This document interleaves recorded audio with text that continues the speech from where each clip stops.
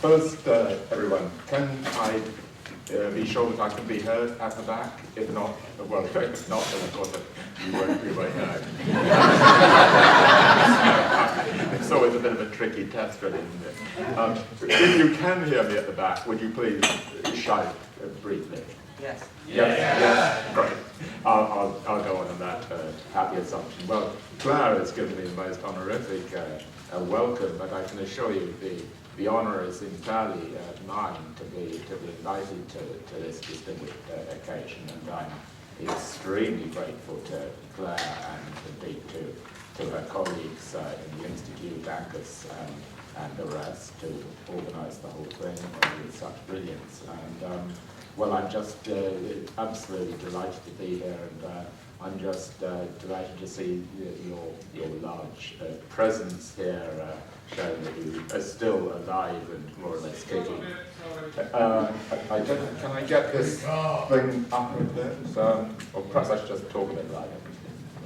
Speak a little bit louder. Should I just speak a bit louder? You're fine at the beginning, I think you So, did I try off a bit?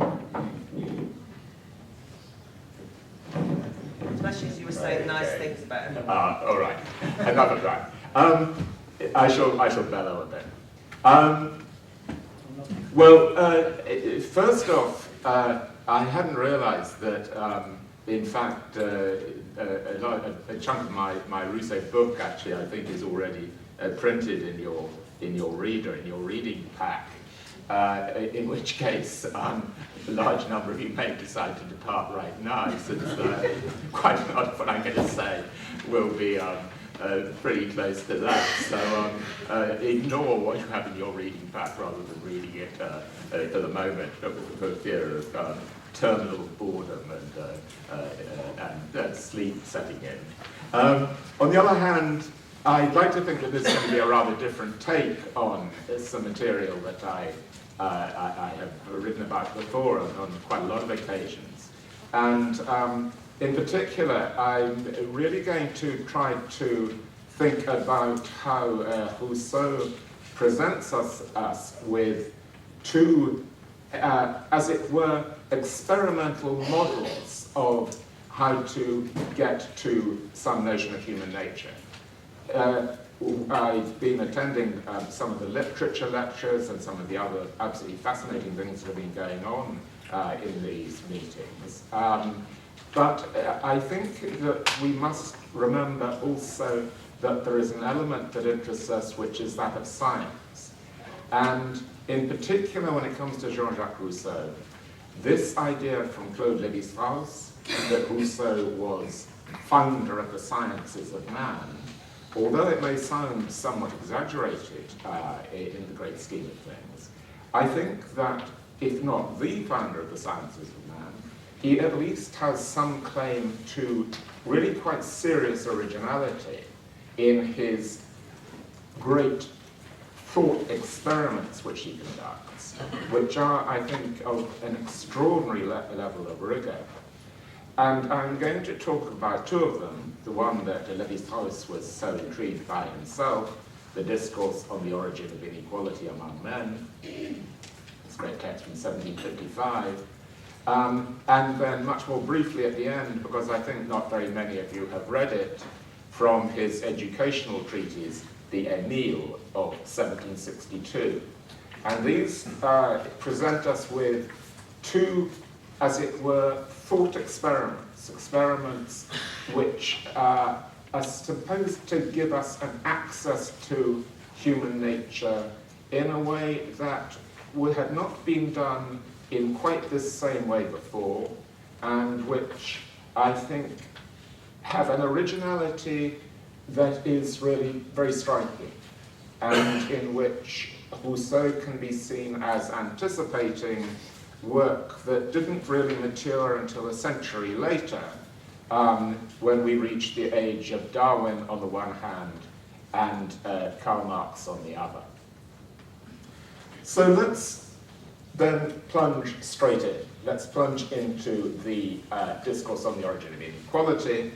And the little set of extracts you've got on your seats Most of them will be from the second discourse, the discourse on inequality.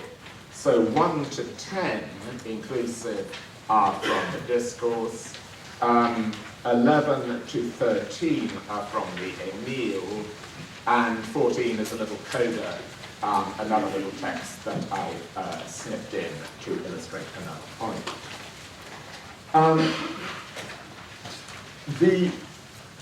The discourse on the origin of inequality was Rousseau's answer to a prize essay question set by the Academy of Dijon, which you'll see in extract number 2 there. What is the origin of inequality among men, and whether it is authorized by natural law? Rousseau only turns himself to the second part of the question at a very brief moment at the end of the discourse, but the answer has become pretty clear by the time we reach that point, and so he answers that bit pretty snappily.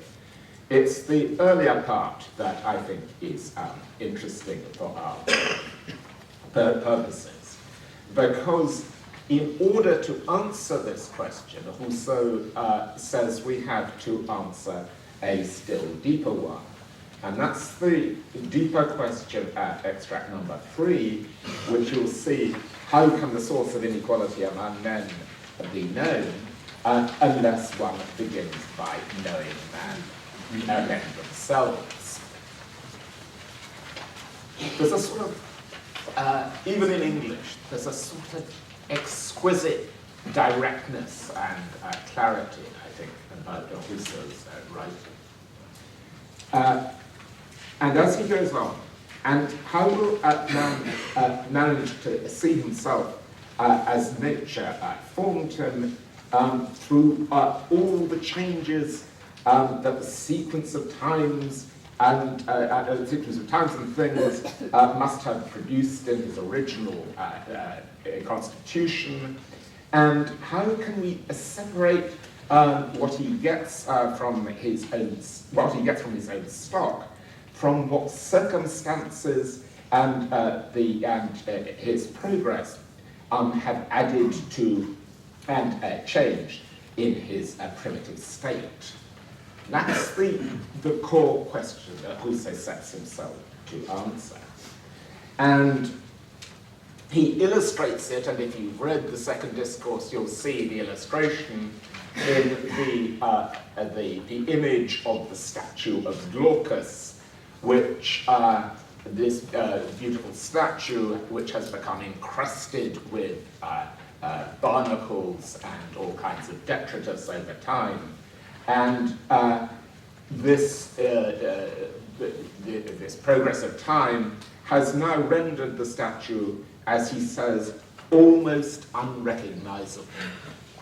It's an interesting thing to note in passing, if any of you have been reading Plato, that Plato also uses the statue of Glaucus in his Republic for a not dissimilar purpose, although it's rather different. Plato doesn't have the notion of time, which Rousseau has, but he also uses this image, but that's just in passing. Notice, everyone, that time is already absolutely crucial to this whole investigation by Rousseau. Time and the passage of time. Again, something I think that Rousseau adds to the great tradition of seeking the fundamental nature of man. The passage of time then has rendered man's nature almost unrecognizable, but not totally unrecognizable. So how then are we going to peel back all these accretions that the passage of time has wrought on the inner nature of man? In the preface to the discourse, you'll find Rousseau being extraordinarily cautious and showing an extreme awareness of the trickiness of posing this question. And if you read it, you'll find that there's a constant running criticism of previous authors, including nearly all the natural law, the most recent natural law writers like Pufendorf and Barbeyrac and so on, but also, so to speak, behind them a criticism of Hobbes. Note, this isn't a crude criticism of Hobbes, that Hobbes sort of gets things wrong, that Hobbes thinks that man is aggressive when he's not aggressive, not that kind of thing, but that Hobbes has failed, so to speak, to get back deep enough to get to the essence that we're trying to look for. So you remember that Hobbes, and this is also memorable to us from this morning's wonderful lecture by Professor Furedi, Hobbes gives us various demonstrations of how he reaches his account of man. And his demonstrations are things like this: what happens when the police go on strike? What happens in international law? In these sort of cases, there is no sovereign, and then, as it were, the aggressiveness of man comes to the fore. Not because man is particularly aggressive by nature, but that's just how things inevitably will happen, absent a proper enforcement agency. Rousseau thinks that this doesn't get deep enough. This, so to speak, for Rousseau, is simply a question of examining social man, then trying to isolate certain features of social man to see where his core nature resides. So extract number 4. I began some lines of reasoning. I ventured some conjectures, less in the hope of resolving the question than simply with the intention of clarifying and reducing the whole question to its genuine state. For it is no light matter to separate what is original in man from what is artificial in the present nature of man, and to know correctly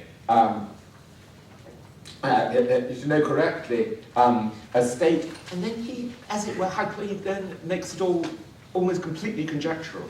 A state that perhaps never existed, which probably never will exist, and nonetheless about which it is necessary to have the most precise,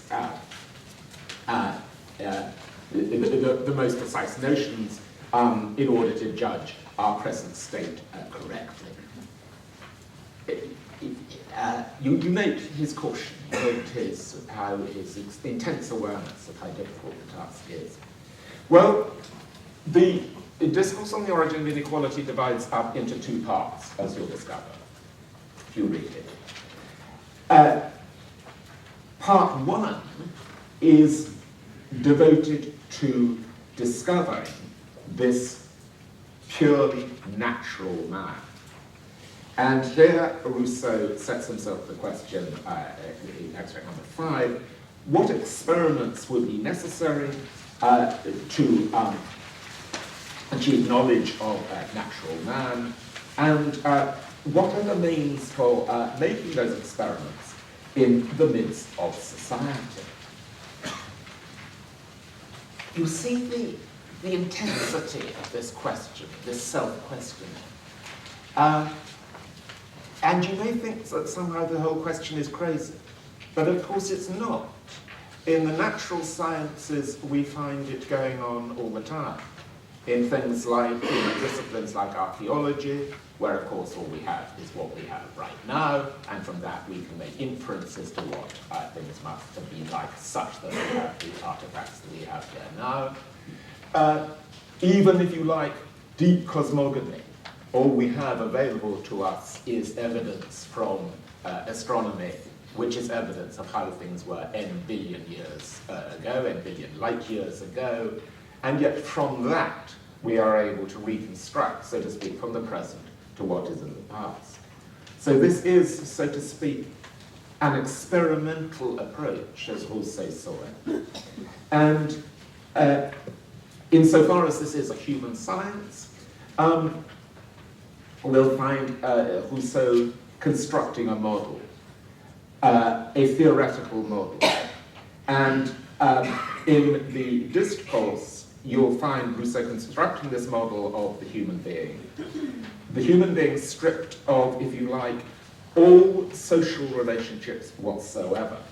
You'll see once again in passing how, of course, he has an implicit criticism of predecessors like Hobbes, who, as he sees it, failed to do that. And it seems to me that in the absence of empirical evidence, in the absence of the kind of evidence that one gets from archaeology and, of course, from later evolutionary theory, Rousseau argues that an immense period of time must separate these primitive creatures who he's talking about from their modern socialized descendants. That is, if you like, the histoire raisonnée, the reconstruction of history of how things, it must have taken that long in order for this extraordinary change to have taken place. And as I say, the whole of part one of the discourse is devoted to constructing this model of the wholly, a non-socialized man, the pre-social human being, if you like. The experimental laboratory is what Rousseau calls the forest. And pre-social man inhabits the forest. And the forest is, if you like, relatively benign. In other words, it provides enough sustenance for human beings to survive without the need for cooperation. This is what Rousseau calls repeatedly the pure state of nature. And he, as I say, he locates human beings in it, in the forest. It's vast, as I say, relatively hospitable to human beings so that men can survive without having to form cooperative groups in order to achieve that sustenance. And the isolation of human beings, he thinks, is pretty much absolute and total. Sexual encounters are relatively rare, and they are extremely short-lived. They don't they're not sufficiently durable to give rise to any serious family relationships or kinship relationships. And here he diverges radically from John Locke and devotes a whole and rather detailed note to criticizing Locke's thought that the family is a natural feature of human beings. All that Rousseau finds, at least explicitly in human beings, in the pure state of nature, the characteristics are listed in extract number 6, and they are self-preservation and compassion, numbers 1 and 2, if you like, and the compassion he defines as an innate repugnance to see a fellow creature suffer. Those two first ones, self-preservation and compassion, he thinks we share with other other animals. The second and third, free will and what he calls perfectibility, the ability of one generation to learn from the experience of another, thus producing, as it were, progress. These, according to Rousseau, are unique to Homo sapiens, and other creatures don't have them. So, in addition to those four, which he mentions explicitly in part one of the discourse, we can begin now to think about Nanoprobe, a term which is crucial to Rousseau's moral psychology and will be developed at great length in the Emile, but we'll find a kind of fleeting references to it already in the discourse on inequality. But it, along with humans' free will and perfectibility, these remain, as it were, virtual or dormant in the pure state of nature. They await socialization in order to be triggered. You'll see extract number 7, this Nanoprobe not named by name, but there it is. This comes from right at the end, actually, of the discourse, but I think it's a rather snappy comment. The savage lives within himself, the sociable man, always outside of himself, knows how to live only in the opinion of others, and it is, so to speak, from their judgment that he derives the sentiment of his own existence. The sentiment of his own existence.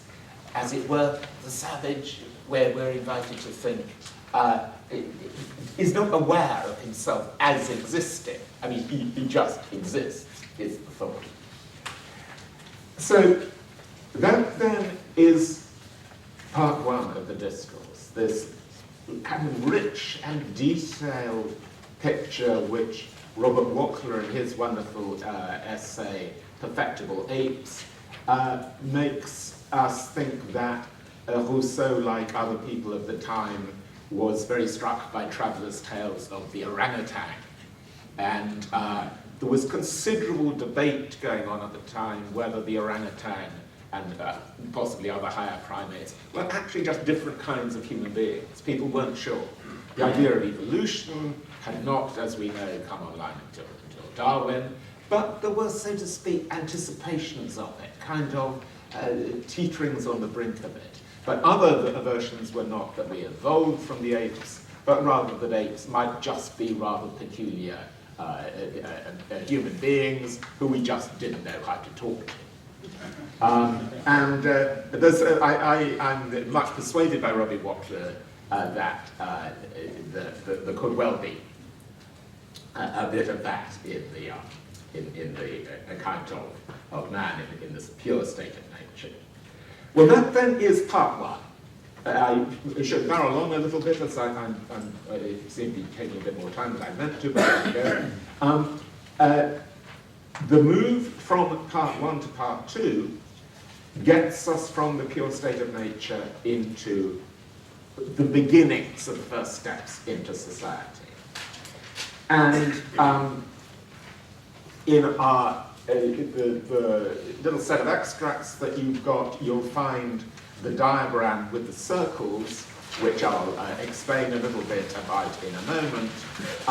It's going to illustrate the progress of mankind out of the forest into society. But I'll try to explain a little bit more what's going on there for a while in a moment. Extract number 8, in the pure state of nature, there was neither education nor progress. The generations multiplied endlessly, each generation always starting from the same point. The pure state of nature then would have reproduced itself forever had it not been for interruptions by catastrophic external events. Those circles are designed to illustrate this self-reproducing processes which will go on forever. They're a little bit schematic because as we go along the line from left to right, they will become less self-reproducing, and the externality of the catastrophic events bringing about the change to the next stage will become rather less marked, and they will become but the essence of the diagram is that. In particular, I think that extract number 8 tells you precisely what we are supposed to understand of the model of the pure state of nature before us. With the external, these great contingent external events,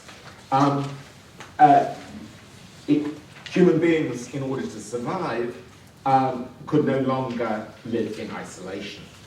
And the move along the diagram from the far left to number 1, which is the first move into the process of socialization, is triggered by climatic effects. Long hot summers, the brutally cold winters, and so on. And so it will go on. The crucial catastrophic event which triggers us out of the forest is that first one. Thereafter, things will respond to other external events. And so the discovery of a kind of hatchets, of hard, sharp stones, that would allow men to make huts from branches, we're going to be told. So that will get us then along the next stage on the line. Now, when we reach that stage, which Rousseau is going to call the youth of the world, you'll see that in number 9, this period of the development of human faculties, maintaining a golden mean between the indolence of the primitive state and the petulant activity of our crop, must have been the happiest and most durable epoch.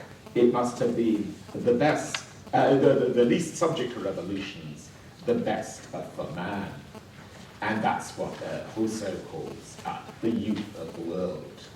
And during this time, and I've illustrated that a little kind of perhaps naughtily with a couple of photographs you'll see there, taken actually by Lévi-Strauss himself, if you can imagine, in the 1930s.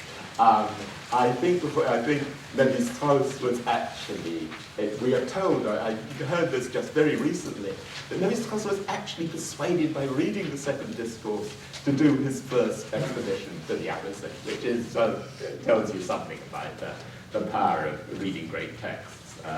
And there they are.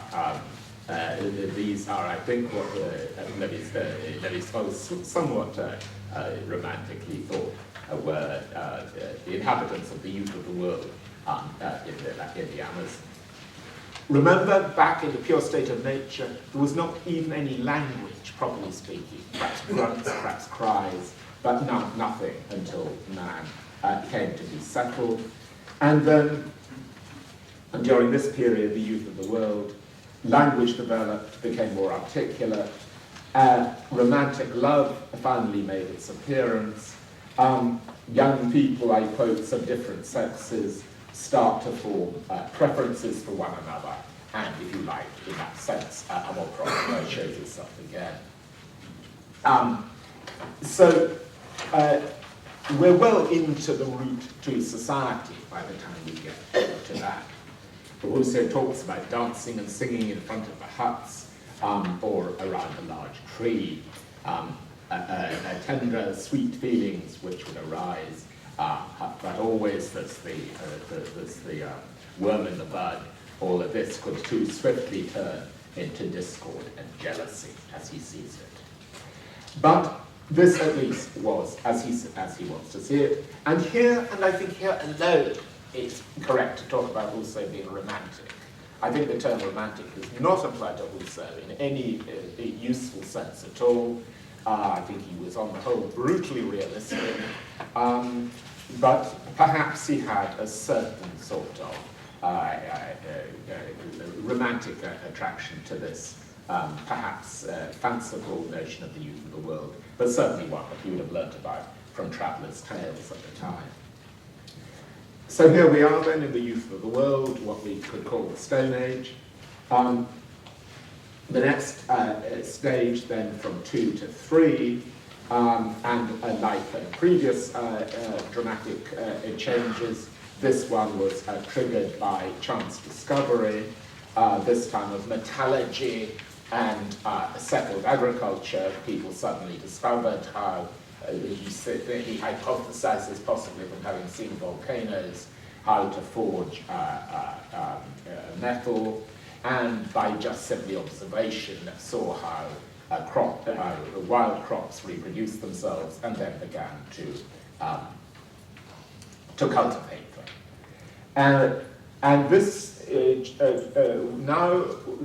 this stage brings with it a quite radical and now increasingly fast changes. Inequalities begin to build up. Those who are in possession of the vital raw materials and the fertile lands become richer and can hold those who do not possess these to ransom, if you like.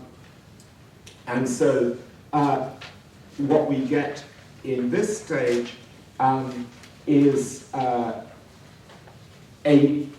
basically something like what also we'll call a state of war. Not quite Hobbes' state of war, but it has something in common with Hobbes' state of war because we have social relations going, we have inequalities going, but we have no settled sovereign power and no proper legal system. And so this goes from stage 3 to stage 4, the transition to the state of war, in which there is increasing inequality and increasing violence as well, as kind of somewhat anarchic political order based on, as it were, warlords sets in. It lacks all kind of legitimacy and is likely at any moment to break down into civil war. So then, next stage from 4 to 5, this brings us into what Rousseau calls civil society, properly speaking, and then this stage will be based, as Rousseau sees it, on a recognition that this kind of disorder can't go on, and some form of more settled political order must be set up. And it's based on a form of contract, not the good social contract of the book of that name by Rousseau, but a kind of rough and ready contract in which the rich managed to con the poor into agreeing to certain kinds of political order in order, to, so to speak, to preserve themselves from this constant risk of breaking down into anarchy. It's a kind of tacit social contract, but the system as a whole is based on deceit, as Rousseau sees it. It's being devised by the rich, pressed by necessity, who finally conceived what he calls the most deliberate project that ever entered the human mind. And that's Rousseau's judgment, really, on the present order of things that we have now.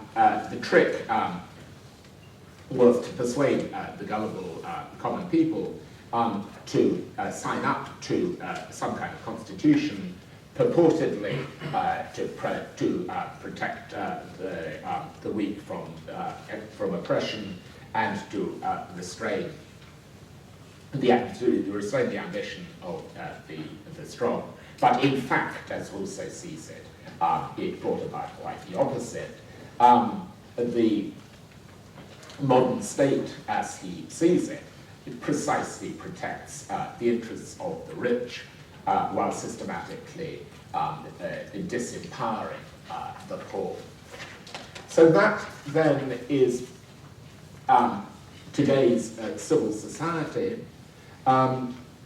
A wholly pessimistic judgment that Rousseau passes on it, and we're really given no account within the second discourse of how this, as it were, plutocratic and entirely disordered social order could be reformed. What he thinks is, and you'll find this in number 10, is that the discontent reaches a boiling point, as he sees it, and this all ends by the strangling or dethroning of the Sultan, which is as lawful an act as that by which he, the Sultan, disposed the day before of the lives and goods of his subjects. This somewhat dramatic and sudden sort of denouement to a thing which you really weren't quite expecting in this text.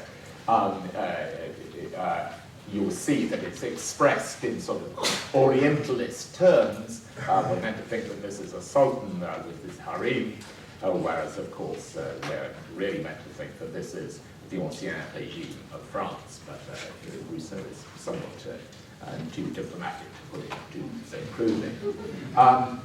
Within the second discourse, where I then, on my little diagram, I give a final stage, which would be the good social contract and the envisaged society of the future.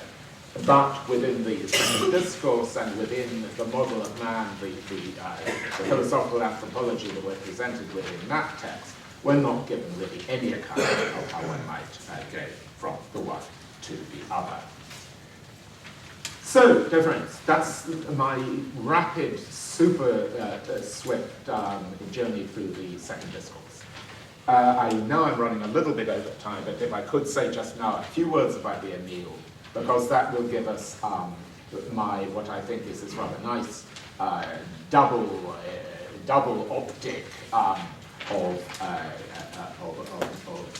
philosophical model building, in which the Emile is the other a great example, I think.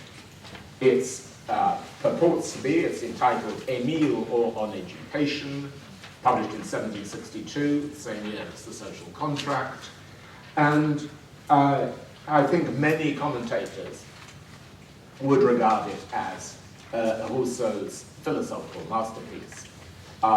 It's an extraordinarily rich text which repays a really close reading. It's, however, it's pretty long, it's 5 long books, unlike the Discourse of Inequality, which is relatively snappy. But the Emile does repay a close reading. As I see it, and as one of the best English language commentators, Nicholas Dent, I think has demonstrated, the Emile is really unified by its account of our problem. We have another laboratory test, and this time, you remember in the second discourse, humanity as a whole was located in the forest as our experimental lab. This time, the single young boy, the baby, coming through to childhood, through to adulthood, is kept in isolation, complete isolation, under the educational input of his tutor.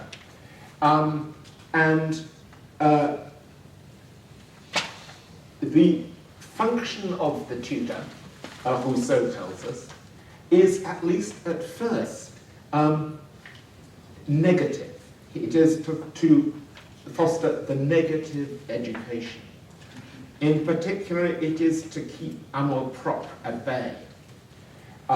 the child must above all be kept from contact with the corrupting social world and interaction with it for, as he sees it, as long as possible. You'll remember that Nanoprobe, we've already seen, has made its first appearance in the Youth of the World, and you'll remember that there too, it already is likely to become petulant, and it becomes petulant, then it will descend into jealousy, into exploitation, and the kind of uneasy non-equilibrium between domination and servitude. What one is looking for is recognition in the eyes of others. That, so to speak, is the crucial part of what it is to come from childhood to adulthood, and indeed, in some occasions, to be preferred to others. To understand and to learn what love is, of course, is to learn what it is to be loved more than others by the one with whom one is in love. And that also is, I think, again, a delicate and extremely interesting, we find with it here, an extremely interesting attempt to theorize that in an informal fashion. So, what we are going to be doing, says Rousseau, is to, so to speak, in this quaint, artificial and, so to speak, pretend experimental lab of the restricted household, the child will be educated at first in this entirely negative fashion, but then gently being introduced to the various subjects which he will be able to acquire as he grows up, and in particular his access to the moral world, which will go very, very gently and very in carefully measured timing. And once again, I mentioned time as the crucial key to the discourse on inequality. Detailed timing is crucial to the educational program of the ENE. Again, I tend to think that this is something that Rousseau was perhaps more aware of almost than any previous writer, at least any previous writer that I know. And so the book, again, very much as with the second discourse, opens with the striking words you'll find in extract number 11. Everything is good as it comes from the hands of the author of things. Everything degenerates in the hands of men.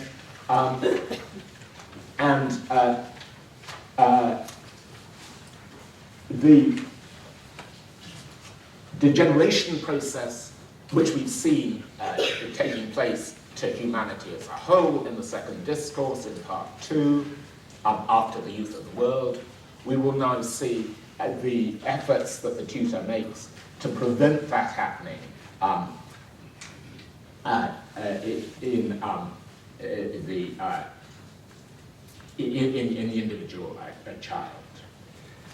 What Rousseau will eventually think that the tutor will produce is, you'll see in extract number 12, a savage made fit for urban life. That's my rather free translation of un sauvage fait pour habiter les villes. A savage made to live in the cities.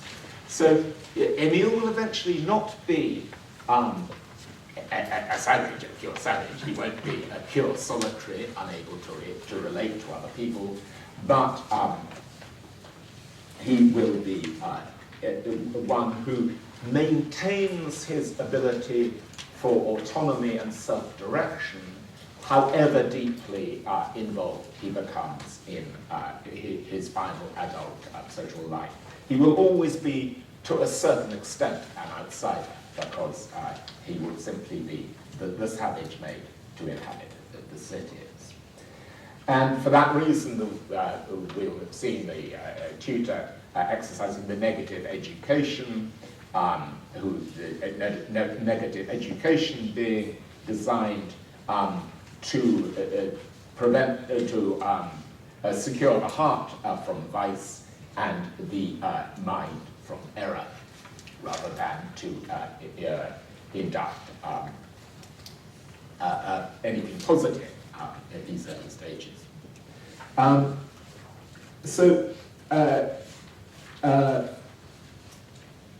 As I say, the notion of timing is the crucial one. The pupil will, so to speak, be released into society only when he becomes capable of handling it. Up till then, as you'll see in extract 13, he is alone in human society.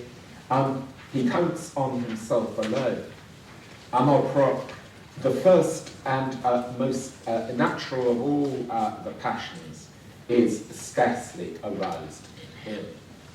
You'll see that we're told that amour propre is natural, but it's, as with free will and perfectibility, it is merely a virtuality. It's merely the present in its dormant form until it comes to be aroused.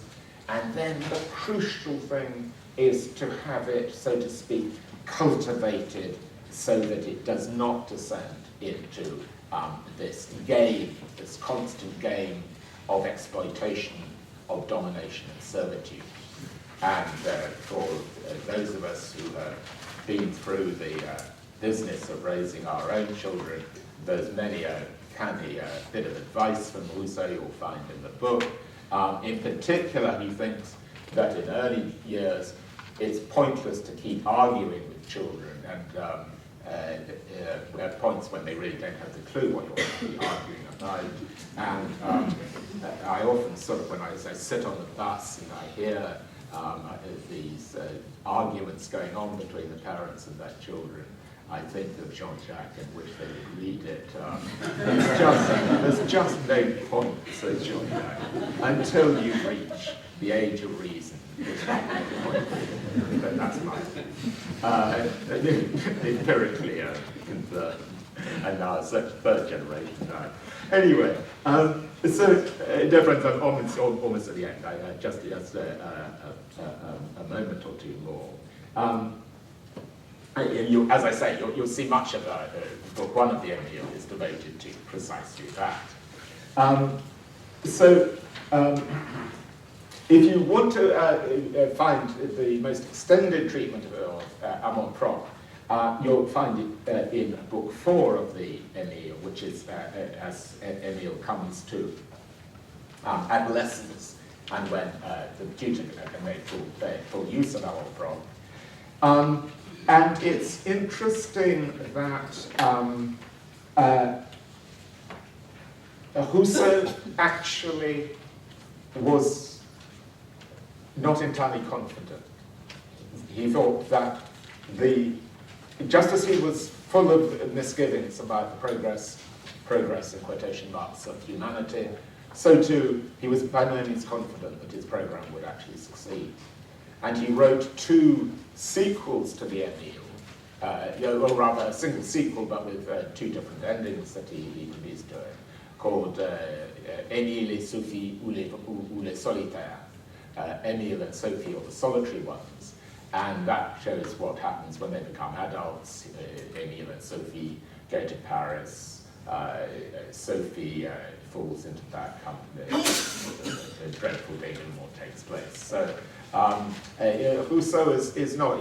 There's always contingencies. There's no guarantee that the program will work. But that is the essence of the program. It's a program which is based on, as it were, defensive mechanisms to keep the child from corruption, and then the careful monitoring and guiding of amour propre. One very last, literally my last little extract, just from extract number 14, which is from a posthumously published text called the Lettres Morales, and that shows that amour propre, in a way, plays a role in our knowledge of ourselves. You remember the sentiment of our existence that we had in the second discourse. And there Rousseau says, we see neither the self of the other, because it hides itself, nor our own, because we have no mirror in the mind. We have no mirror in the mind. So we have no direct access to ourselves. We, in a sense, only grow to know who we are by our interactions with other people. Again, I think an extremely early anticipation of that deep and profound and of course Rousseau, because of his recurringly pessimistic view of things, reckons that the only way that we will be able to gain some kind of mirror into ourselves through others will be by interacting with other people who are also more or less our equals, and also people of good character, as it were. That our whole, even our knowledge of ourselves and the constitution of ourselves, that in turn is dependent always and essentially on others and on our interaction with them. I think enough. Thank you very much indeed.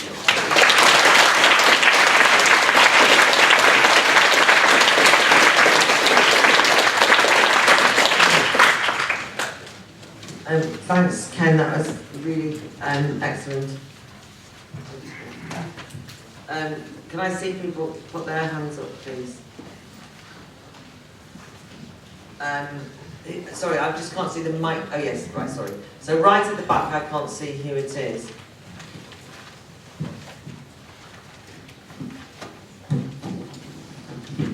Thanks very much for the interesting talk. I was just, quick question about the original questions that Rousseau seems to be posing to the question he's set. And he spends a lot of time actually questioning the question of the essay. And I was wondering, how is one to know where to draw the line between what is the state of nature and what is man in civilization? And you talked about Rousseau setting the state of nature in a forest and where man isn't engaged in any kind of cooperative activity with any others, but is it just as simple as saying because they live in a forest they're in the state of nature? Or how do you draw the line between what is the very beginnings of civilization and what's the end of the state of nature? Very good question. Tim rather than Ken, I'm just there. I'll gather a few and then you can pick up anything you would like to, yeah? Yes, right. So, Angus first. Yeah, thank you very much. I'm really grateful because it's given me a new Rousseau, because I've never actually read him the way you explained it, and I think it just strips it down to the bare essentials. But I think I was with you until 14, which is sort of thrown out for me. So as I see what you're saying is that he strips man down to his bare essentials, takes us through the path of how it all goes wrong, slips in the justification for tyrannicide to put us on the right path again somehow. But the thing, the education point made it come clear to me, I think, that he's arguing that the only way we can live together with each other as equals, happily, is through self-discipline. The self must discipline the self. And I was getting that until we get to 14, there's no mirror in the mind. And he doesn't seem to be allowing for self-knowledge. We find that through our interaction with others. And so he can get out of that problem, as I see it, in Emile, because there's a tutor. Great. But it begs the question, who educates the educator? So how do we, does he have any answer to that problem? Or is he just finessing it? It's nice to have the tutor, but what about those of us who don't, and are just left in solitude with ourselves, trying to be better selves, to perfect ourselves, but finding no mirror in the mind, we're going to cycle through the process. Is that the danger, or have I misread it? Okay, I'm just going to take a couple more and then get you to come back. Yeah, I just wanted to ask about the apparent ambivalence of Rousseau in the second discourse between when he's talking about the state of nature, which seems, at least to me, fairly clear, but then he seems to contradict himself later on in the discourse. So, I mean, when I was reading it, the state of nature, you get this image of people frolicking in the forest, and they're human, so they're truly free, they're unalienated, they're autonomous. And well, I may be misunderstanding this, in which case you can clarify. But this is the kind of conception that I have. It seems to be quite a clear, romantic notion of people living in the state of nature and being very positive. Not that I'm agreeing with that image, but that seems to be quite clear cut. But then, later on in the discourse, he seems to be contradicting himself, because he seems to be talking about, well, there is some kind of move towards perfectibility. We do have a duty to obey the law. So although he's intensely pessimistic, on the one hand, on the other hand, he does seem to suggest at some point that it is a step forward. So is there a real contradiction here? Is there a real ambivalence? Or is this just me reading it through a 21st century lens and misunderstanding what he's saying? Okay, I'll just go and take one more and then bring you back, because we'll go for kind of 3 rounds of questions. So, guy in the front, and then I'll take you, Tim, and then we'll start with you.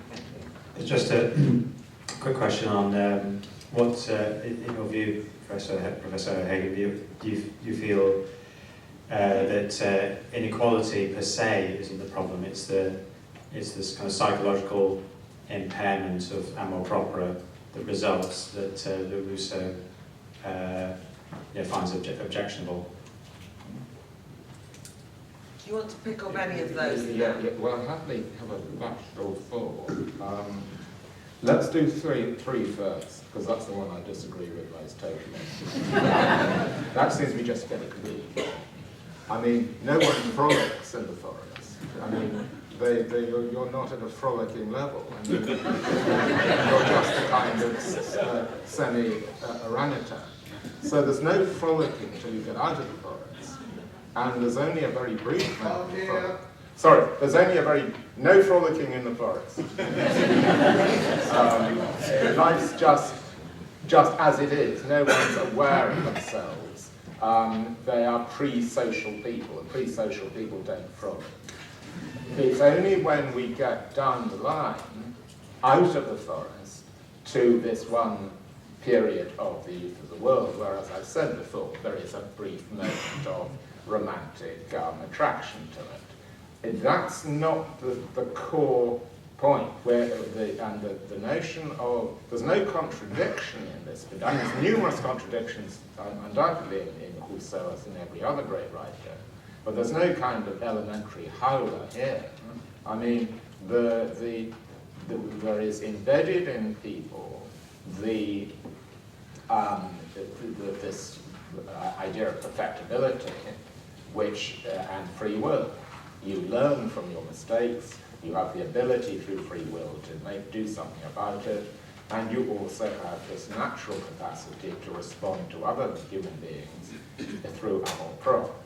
So all of those are in the hard wiring, but they're not triggered until you begin being socialized. Then things can go wrong, and they usually do, is Rousseau's thought. He has in the book called The Social Contract a model of how they could go right, but it's a pretty bleak book, frankly, and there's not many people, I think, who would really relish living under it. But that's another quite different story, if you like. But the second discourse story, I think, holds together perfectly all right, as long as you remember the distinction between part 1 and part 2, and, so to speak, nothing starts moving until part 2. That's because that's the first downward column that marks the first break. So I don't think there is that kind of problem that I can see under question number 3. Now, because I've now rather forgotten 1 and 2, but I'll come back to them as soon as I can remember them properly. Is it inequality in itself that's the that's the problem? Or is it is it only when Nanoprobe gets involved? Well, that's a very, very tricky one. Certainly, when he comes to write his political works, he doesn't go for some absolutely kind of sort of old Cambodia-style egalitarianism of absolute no distinction between anyone. Those who do good work should be honoured and should receive all kinds of honours. As soon as you get money creeping in and monetary rewards, then indeed that kind of inequality is likely to lead to bad consequences. Sure, I mean, he is in that sense he's certainly no Adam Smith. So I think that the question is clearly it's hard to put a finger on it quite, but certainly it is not the case, in other words, that Rousseau would not say that all inequalities are bad. If some inequalities are good, it's good that the good people who contribute most to society should be most honoured. Those who fail to do so should be less honoured, and the former should get a better position, so on. So that's that. It's certainly true, though, that once you begin to allow various other things in, and somehow he does think that market economies, I reckon, are going to have a lot to do with this, then Nanoprobe will be inevitably get in there, and exploitation will follow. And that's the moment when inequalities are going to be bad. And I think that's a lesson that's already present in the second discourse. I haven't got a better question answered, I think, much than that. What have I written in your thin little pen here? What are the first two? Oh yeah, the mirror in the mind, yes. Well, that was a rather a one-off that I just picked up from these Lettres Noires, and I'm not quite sure. I've only actually begun thinking about this quote of late. It seems to me that it does tie into. I mean, it's not that Rousseau says you can't have any self-knowledge. That he doesn't say at all. No, he wrote the whole vast. He wrote the Confessions, for heaven's sake. 12 vast books of the Confessions. He wrote Rousseau, Judge of Jean-Jacques, another epic tale of self-analysis. He wrote for the quickest. Now, if anyone just wants to buy one tiny little book of Jean-Jacques Rousseau, I advise The Reveries of the Solitary Walker. It's only about 30 pages long, and it's absolutely exquisite. So, in other words, Rousseau does think that you can have self-knowledge. Indeed, wrote these massive books trying to show how he himself has done it. But that self-knowledge will always go through other people. If you live the life of a total solitary, then I think you would not, if you were a wolf child, as it were, you would never get self-knowledge. Well, you wouldn't get knowledge of anything much, but you certainly wouldn't get self-knowledge, because in a sense there wouldn't be a self to know. So I don't think there's a kind of absolute a conflict here, although I think that little extract that I gave you in 14 is perhaps a rhetorical flourish, perhaps one too far. I'm not quite sure if it can be wholly made coherent with that thought that I tried to expound there. But I think you can achieve self-knowledge, but that self-knowledge will be dependent on having, so to speak, a reliable environment of people with whom to interact, to, so to speak, confirm your self-knowledge. I mean, I'm utterly convinced of this. I mean, I have very little idea of who I am, really, except insofar as I engage with other people. I mean, that's how I discover who I am.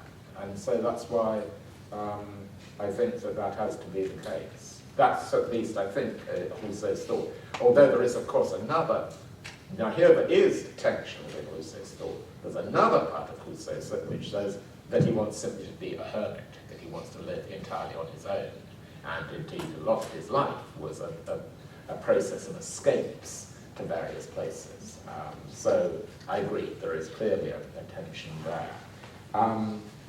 What did I do? It's the drawing lines, but you Yeah, come back to it. So it's, you know, yes, you're asking questions all the time, and then when do you, Yes. can anyone go and live in the forest? Yes, yes. Well, I sort of, I thought I tried to explain that in the talk. I don't think I can add too much to what I said before on that one. I don't know if I didn't get it right the first time. I don't think I can do much more. Perhaps we'll come back to it. Okay, that might be over dinner. Right, okay then. So I've got in the front row here to start with, then there. Hello. I think it's kind of on the same lines as Angus was talking about, which was the question that struck me was, what is perfectibility? Because you talk about man having an innate sense of free will and perfectibility, but it can't be realised until man socialises. And man, if I'm understanding it right, man sees his own perfectibility through other men, but the soul is hidden, and another man's soul is hidden, and therefore how do you judge your own perfectibility, if that makes sense?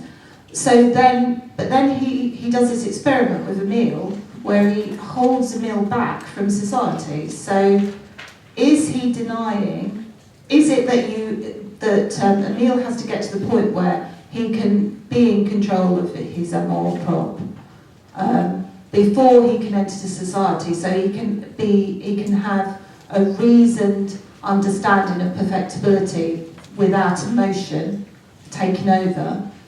Or is it the case that actually you can't control the Nanoprobe until you enter society? Do you see what I mean? I do see what you mean, yes. Could I answer that just quickly? Because I mean, what I've got in my head. In a way, I didn't explain that at all well. I mean, Nanoprobe is present. As he says, it's natural, it's always there.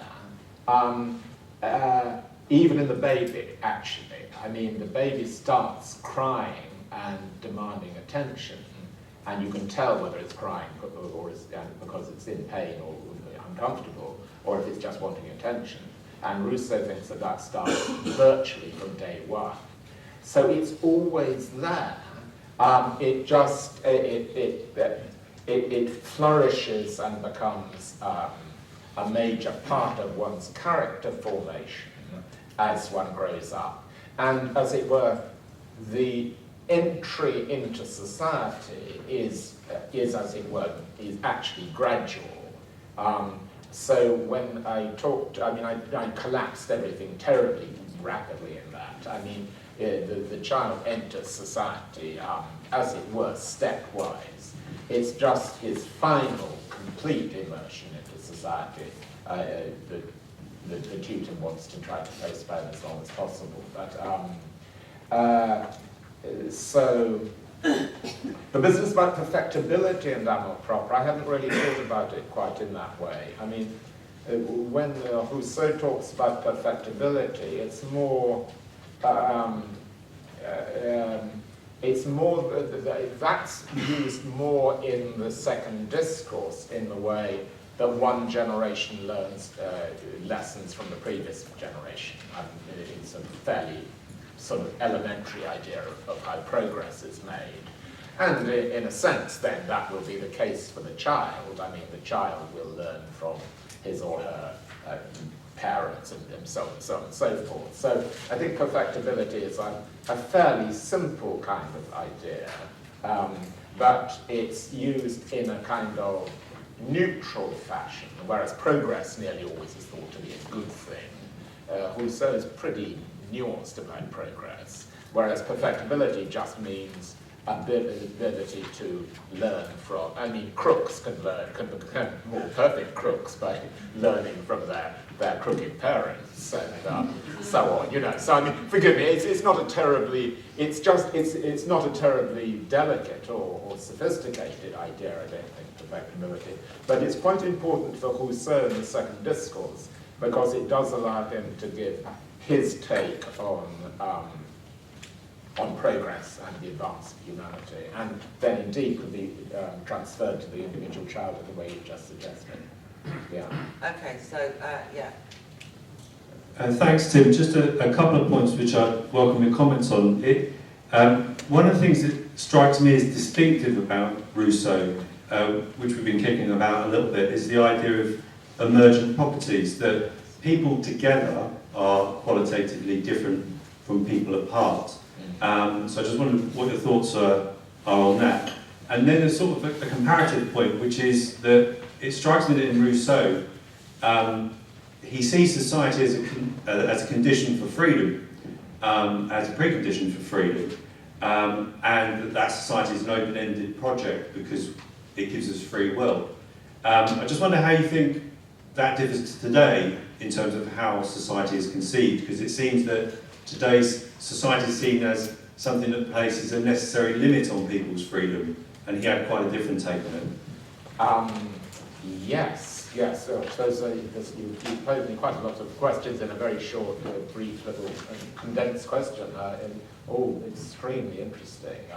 The emergent properties, I hadn't really even thought about it in those terms, but of course you're quite right. That is exactly what happens with society, and I think Rousseau was absolutely aware of that and a theorist of that. The idea of how society functions, of course, it's well known that, I mean, if you marry your Isaiah Berlin, two concepts of liberty.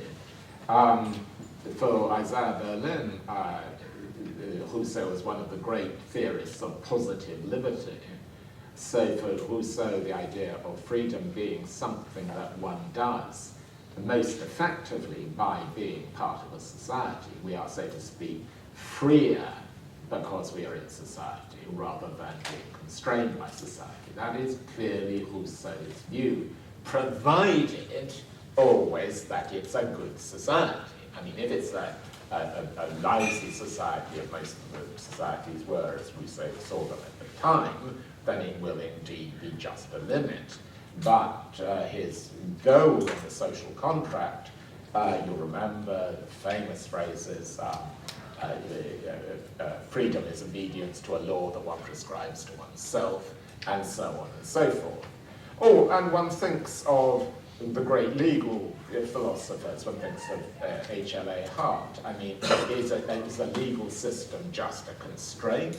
Of course it is partly a constraint. The criminal law constrains us, but the civil law enables us. I mean, it's only because we have private law that we're able to make contracts, we're able to make marriages and make bequests and so on and so forth. So quite clearly, Rousseau was one of those who thought, unlike Hobbes, not that liberty is the silence of the law, as we remember from this morning, but that the law is precisely what allows us to be free in a social, in the social world that we all inhabit.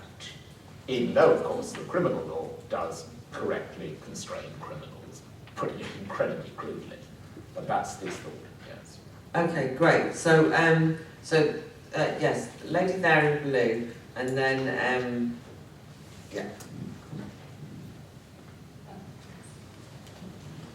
Thank you very much. In your studies of Rousseau,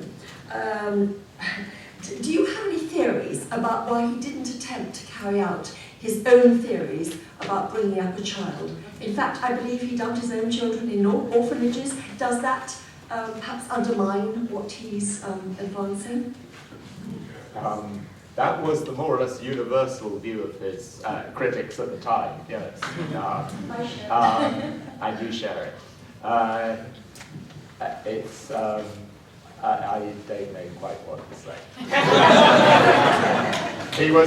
He was not a, we know from the biographical stuff, that from the letters written from the correspondence, that his brief periods as a private tutor to the Madleys and various other noble families were not very successful.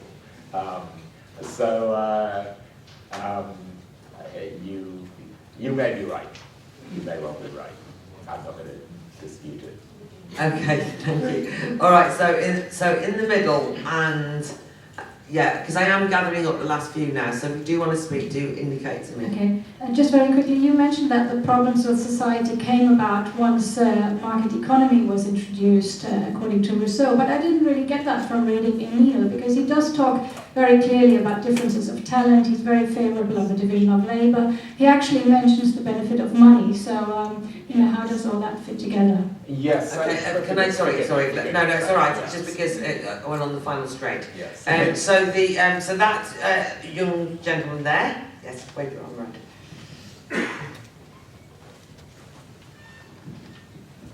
Yes, I was just wondering where Rousseau was getting the evidence for some of the things he was saying from. What were the influences on him, and what were the sort of scientific realizations around the time of being able to look back, perhaps in a way we hadn't been able to before, at what primitive man was actually like?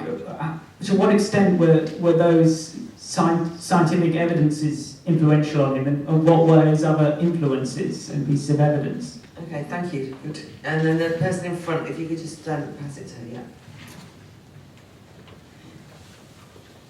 Sorry.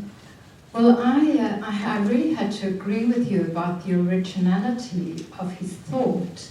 Because if you think about it, pre-Darwin, pre any idea of the evolution of biological species and of man, he made a most amazing sort of logical reconstruction, anthropological reconstruction. And in a way, it kind of, there is no scientific proof at that stage of any of his construction, but it was absolutely logically phenomenal, really, that he could make these leaps and understand the leaps, certainly in early man, the development of external necessity, the emergence of language, which was sort of primary, I suppose, impetus to collective approaches.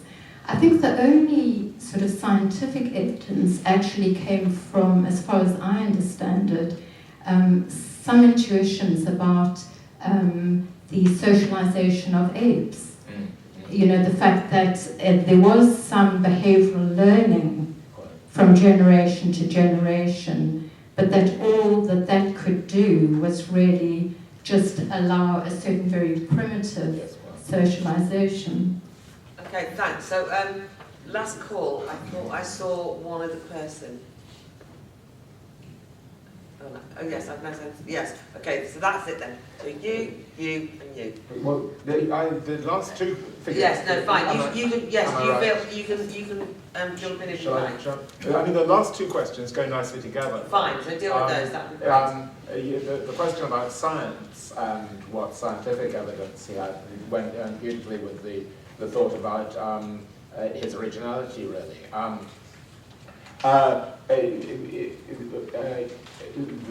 There were travellers' tales.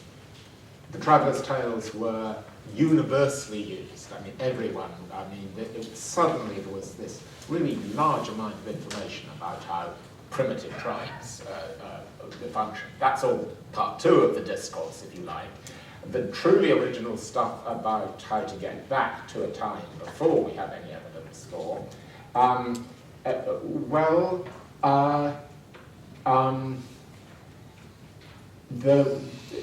the science of the time, they clearly did not have anything in the way of sophisticated catastrophe theory or stuff like that. But the mathematics was, of course, particularly in France, but in other European countries, at a pretty rich stage of development. And the idea of, so to speak, sudden breaks to be explained, that I think was something that was being discussed quite widely, and I think that that's the sort of thing that Rousseau was thinking about in the background here. In the way of, as you rightly say, studies of the apes, and the various studies of the primates, but even these were still, it was all pretty kind of speculative. I mean, Robert Watler points out that I think no orangutans were actually being brought back to Europe at that stage, and they were mostly simple descriptions as done on the ground. So, I mean, Rousseau's own actual scientific interests, I mean, the only bit of real science he did, of course, was a vast amount of botany, but that didn't really have a great deal to do with this lot. That was yet again just another of his numerous activities. So, not much more to add to that. I mean, I'm just grateful to you for those two questions, which I haven't really... Okay, so... But can I just say something about the money and markets? Yes? Yes. Well, I agree. I mean, I'm afraid I in a sense, muddled things up a little bit there. I suggested that at the stage when we got metallurgy and agriculture coming in, that was a moment that triggered a sudden expansion of inequality, and that Rousseau, at least in the second discourse, seems to have thought to have been something to do with people cornering bits of relatively scarce resources, and that made him critical of that sort of activity of the market. But as you rightly say, he wasn't critical. I mean, when he comes to writing other stuff, for instance, his third discourse on political economy, I mean, there's no overall denunciation of markets in that. But he did have running criticisms of the activities of the new rich and exploitative bourgeoisie, and particularly, of course, of the habits of the Ancien regime in raising taxes from the peasantry. I think even though, of course, it's clearly true that he was not a kind of... I mean, there is no way, going back to my rather bad-tempered splutter, that he's not a romantic. Remember Voltaire said, Voltaire, I've just been reading Monsieur Rousseau. After reading that, he seems to want me to go and walk on all fours. But unfortunately, I learned how to walk on 2 feet 70 years ago, and I'm not going to start going back to where I was then. And Rousseau replies, what does this man think that I'm advocating that we should go back into the forest and live amongst the bears? An argument in the manner of my opponents. So, I mean, Rousseau is absolutely explicit that this is not a romantic call to go back into the forest. That's just, so to speak, logically impossible. I mean, apart from being practically impossible. I mean, it might be nice to have a society that at least in small groups in Swiss cantons and the like would be simpler, and which would look perhaps like a kind of Swiss Alpine version of the youth of the world, but of course far more sophisticated. But, it is pretty clear that that sort of small-scale, petty ownership kind of agricultural model of life is one that attracted Rousseau greatly, and he thinks that which would be relatively egalitarian, but not sort of totally communistic, and which would have private property, but basically kind of small family enterprises, I think, is roughly the sort of, and that would, of course, as you rightly say, have money and markets and the like in it.